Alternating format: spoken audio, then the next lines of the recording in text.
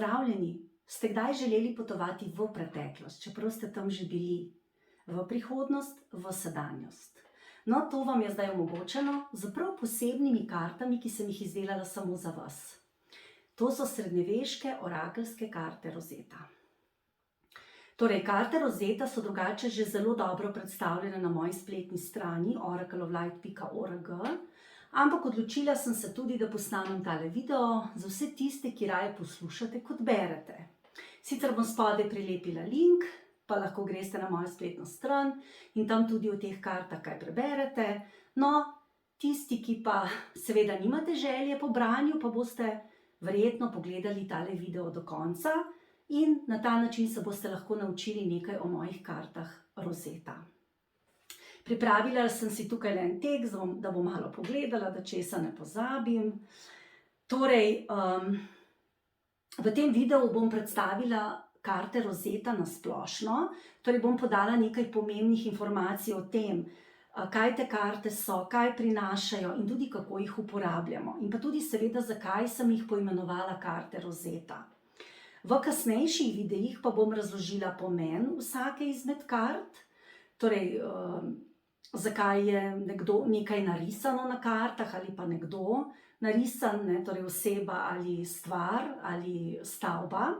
In bom potem razložila tudi povezave med njimi preko različnih postavitev in še marsikaj. Torej, pozdravljeni, moje ime je Uršula, sem tarot svetovalka, vedska astrologinja, intuitivni coach. Pozdravljeni na mojem kanalu Orakelj oči Oracle of Light in v šoli Rosette. No, vabim vas tudi vse vas, da se na moj kanal naročite, da me všečkate, zato da bojo tudi drugi videli tale posnetek. Če se boste naročili na kanal, je to povsem brezplačno in upam, da se tako podate z mano na pot raziskovanja duhovnih vsebin. Kajti jaz imam že nekatere vsebine na kanalu, torej imam igro Izberi karte, kar lahko že spremljate na mojem kanalu.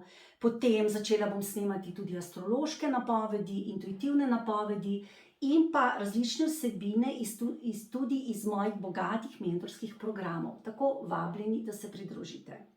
Torej, zdaj pa se vrnimo na šolo Rosette in začnimo kar z predstavitvijo mojih kart Rosetta. Torej, komplet srednjeveških orakelskih kart Rosetta vsebuje 44 takih čudovitih kart, potem vsebuje škatlico in pa seveda srednjeveške orakelske karte priročnik tudi, navodila, torej za branje kart.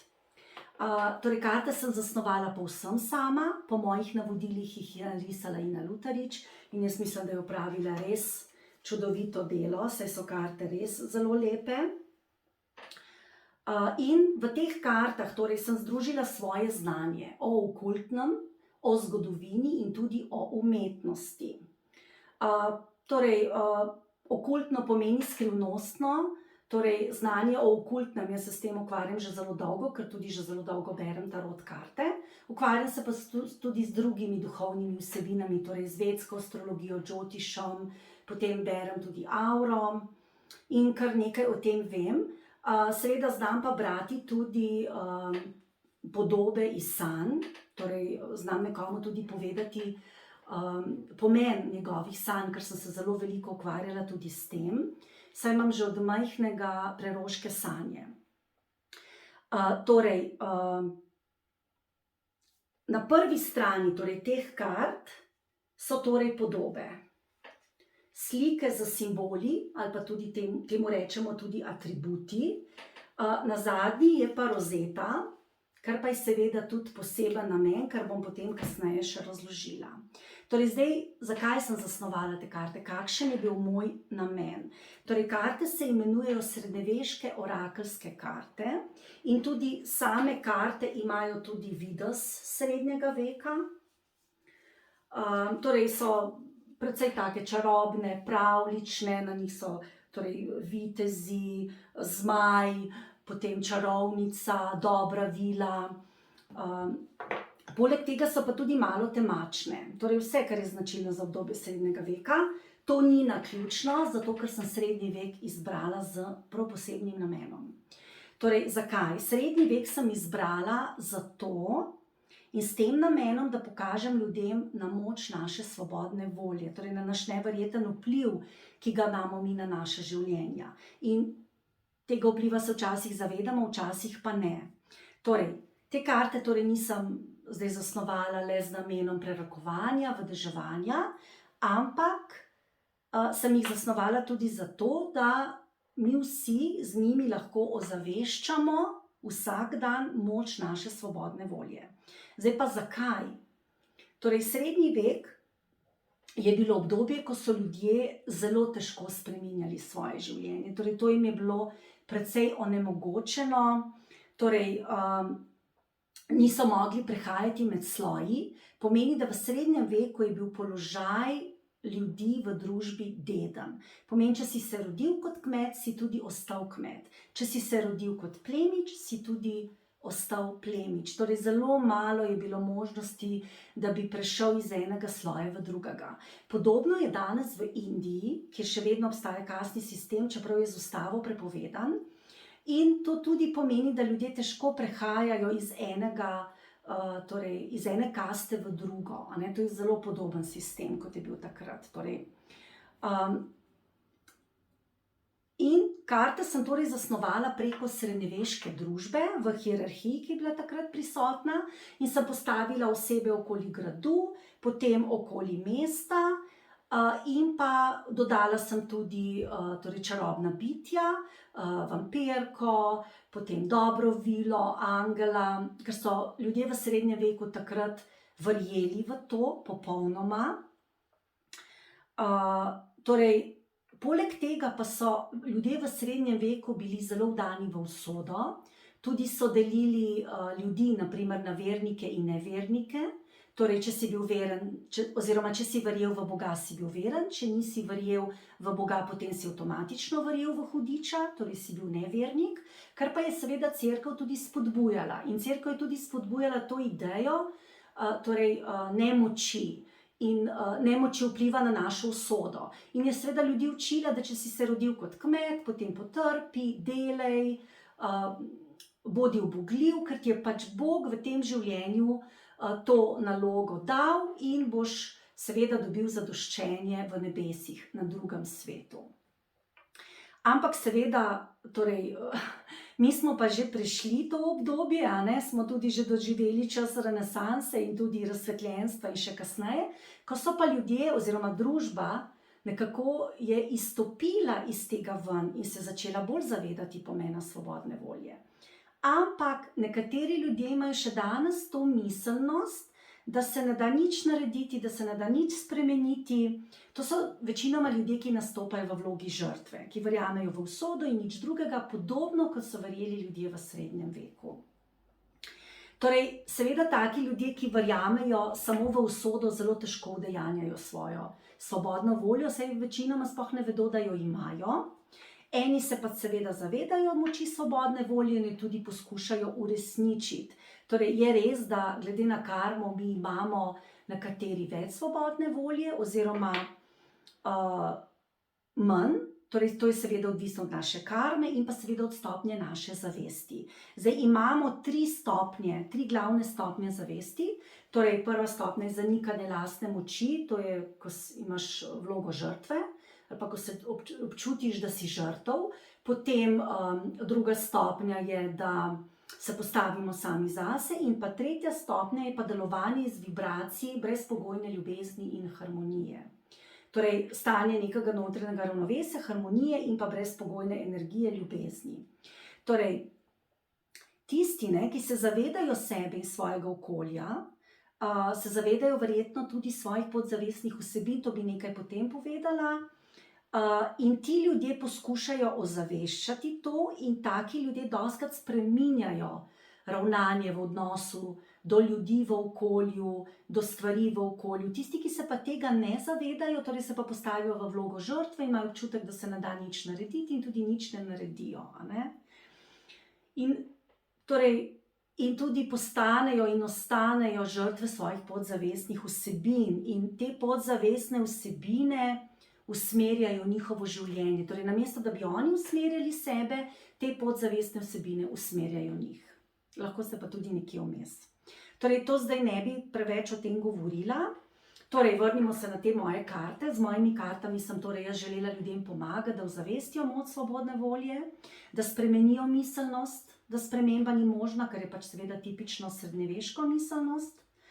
In seveda podobe na prvi strani, torej lahko govorijo o tem, kaj mi nosimo v sebi, in včasih imamo ta občutek, da ne moremo nič spremeniti, ampak na drugi strani imamo pa rozeto, ki nas pa spominja, da lahko nekaj naredimo, torej da lahko nekaj spremenimo, torej da lahko preidemo od nekega težkega stanja, naprimer stanja bolezni, ko smo nemočni, v neko drugo stanje, naprimer v stanje obilja in razcveta. In to seveda na to nas opozarja rozeta, ker bom še kasneje povedala, kaj to pomeni. Torej, naprimer, če se počutimo trenutno kot služabnica, imamo neko energijo servisiranja v sebi, a ne? Torej, kako bomo zdaj prišli do energije kraljice? Torej, bomo zavrteli krog rozete in se potisnili torej, proti energiji kraljice. To je pa energija, ko sami poskrbimo zase. To seveda gre za energijski prehod, ki pa se seveda pokaže tudi v realnosti, ker to, kar mi nosimo v sebi, se potem odraža tudi na ven. Torej, branje kart, katerikoli kart, tudi kart rozeta, je branje energij, ki so v nas, torej branje naših notranjih vsebin, možnosti, potencialov, izzivov v prihodnosti in seveda to branje energij, to, kar mi preberemo, je glede na našo trenutno notranjost, torej to, kar mi trenutno nosimo v sebi in seveda to lahko mi vedno spremenimo. Zdaj, kar 90% tega, kar mi nosimo v sebi, je podzavestno, se ne zavedamo in to nam usmerja naše ravnanje. In seveda karte, ko mi karte odpremo, torej nam karte pokažejo, kaj mi nosimo v sebi, čeprav se mi tega ne zavedamo, ker to so podzavestne vsebine.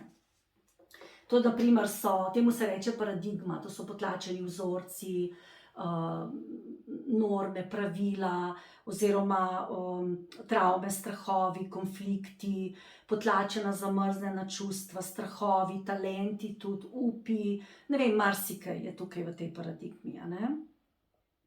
In to je tudi vzrok, ti potlačeni vzorci so tudi vzrok, zakaj mi v neki situaciji ravnamo tako, kot ravnamo. In to je tudi naša karma, torej način našega delovanja, ki pa ga vedno lahko spremenimo z močjo naše svobodne volje. Torej te karte zrcalijo, kaj imamo mi v sebi in tudi zrcalijo naš trenutni oziroma verjeten izid naše poti, ne glede na to, kaj gledamo. Naprimer, če vprašamo, ali bomo uspešni v službi, a ne? Te karte pokažejo na nek najbolj verjeten izid naše poti, glede na to, kaj mi zdaj počnemo, pa kakšne podzavestne vsebine nosimo v sebi. In vedno moramo vedeti, da to lahko spremenimo. Torej, če naprimer vprašamo, če bomo v službi uspešni, pa potegnemo neke težke karte zastojev, naprimer, se moramo zavedati, da to lahko mi z delovanjem tudi spremenimo. Torej, ni vse zabetonirano oziroma vklesano v kamen. Mi lahko to spremenimo in to lahko spremenimo z našo svobodno voljo. Ampak seveda najprej se moramo sploh zavedati, da jo imamo. Torej, vedno lahko izberemo drugo pot. Torej, če sem kot prej govorila o tej poslovni poti, če naprimer izberemo neke težke karte, zastojev, se vedno lahko odločimo, da se bomo premaknili in da bomo to spremenili, te težke vsebine. In da bomo šli naprej. Torej, ker naša prihodnost je seveda odvisna od naših dejanj v preteklosti in tudi v sedanjosti. In če se v nekem trenutku odločimo, da bomo delovali drugače, to lahko naredimo. Torej, moramo pametno izbirati za naprej, ker lahko si tlakujemo pot v pekel ali v nebesa. Torej, to je seveda naša pot. Pot je tista, na katero vplivamo. V življenju je tudi to pač pomembno, ker mi do nekega cilja, naprimer, če si želimo uspeh v poslu, do tega cilja lahko pridemo na različne načine, Cilj vemo, torej pot je pa taka, kot si jo bomo sami izbrali. Torej, mi imamo svobodno voljo, to pač lahko srečamo neke ljudi, doživimo neke dogodke, ampak kaj bomo mi s tem naredili, je pa naša svobodna volja. Torej, in ko te karte Rosetta torej odpremo, to pokaže na našo notranjost, se odkrijejo naše podzavestne vsebine in potem na ta način mi lahko ozavestimo, kaj nosimo v sebi. In ko to ozavestimo, lahko potem tudi to spremenimo. Torej, če tega nismo ozavestili, potem tudi sprememba ni mogoča. In pri tem vsem nam pa pomaga ta slika na zadnji strani teh kart, to je pa Rosetta. Rosetta je krog in je močan simbol prehoda in premika. In če najprej pogledamo karto na prvi strani, torej naprimer služabnica, potem vedno odpremo še, torej in vemo in se zavedamo, da je tudi na zadnji strani Rosetta, ki nam lahko pomaga, da to energijo, v kateri smo zdaj, spremenimo. Tako kot sem že prej povedala, torej od služabnice do kraljice.